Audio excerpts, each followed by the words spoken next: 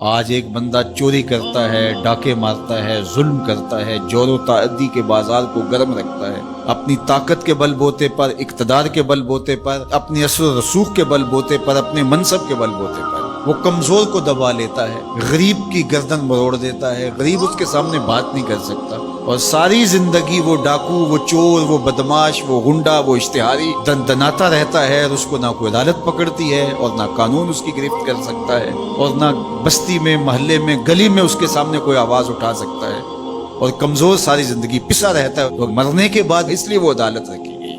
اللہ تعالیٰ نے قرآن مجید میں ارشاد فرمایا، قیامت کے دن کیا ماننے والے اور انکار کرنے والے دونوں، کیا ہم ان کے ساتھ ایک جیسا سلوک کریں گے؟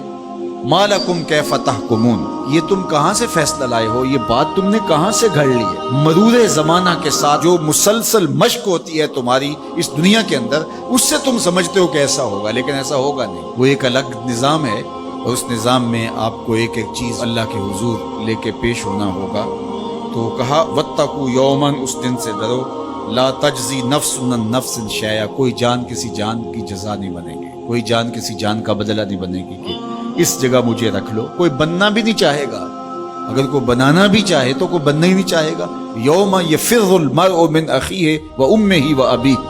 اس دن باپ بھی کہے گا کہ میں اس کا ذمہ دار نہیں ہوں، بیوی کہے گی میں اپنے شوہر کی ذمہ دار نہیں ہوں، بیٹا کہے گا میں اپنی ماں کا ذمہ دار نہیں ہوں، ماں کہے گی میں اپنی بیٹی کی ذمہ دار ہوں، اور وہ ایک دوسرے سے جان چھڑا رہے ہوں گے۔ جب ماں بھی جان چھڑا رہی ہوگی، بتائیے وہ دن پھر کس طرح نفسی نفسی کا ہوگا۔ آج کی تاریخ میں سارے لوگ میدان چھوڑ کے بھاگ جائیں، لیکن ماں جو ہے وہ جلتی ہوئی آگ میں بھی کود جاتی ہے اپنی اولاد کے لیے،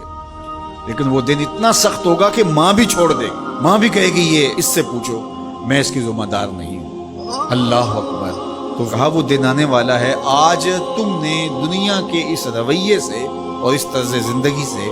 اور جو تم زندگی گزارتے ہو اس سے تم نے یہ نتیجہ نکال لیا ہے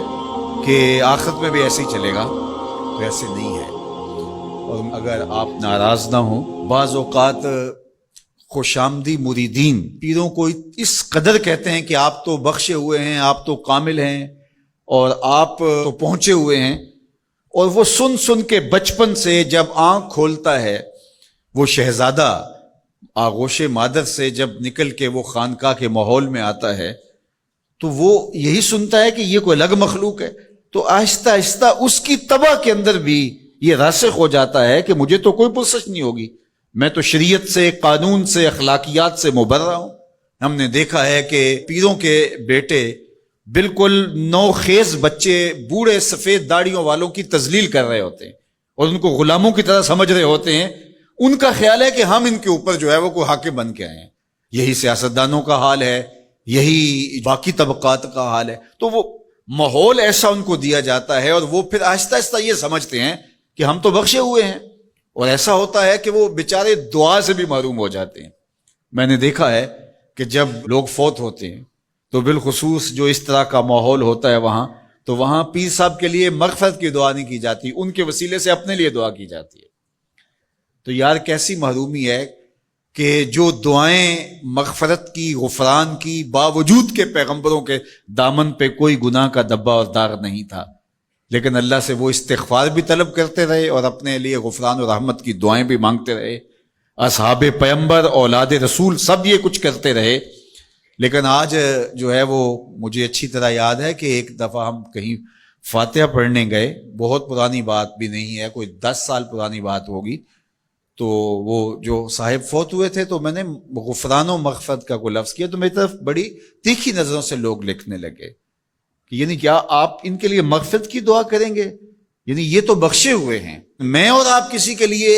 گمان کر سکتے ہیں، دعا دے سکتے ہیں، لیکن قطعاً کہنا ہمارے لیے مشکل ہے۔ تو پھر کیا کریں گے؟ ہم دعا مانگیں گے۔ نیک سے نیک پارسا شخص بھی ہو، ہمیں یہ بتایا گیا کہ اس کی خوبیوں کو بیان کرو، اس کی اچھائیوں کو بیان کرو، اس کے اچھے اعمال کا ذکر کرو، اور اس کے بارے حسن ظن رکھو،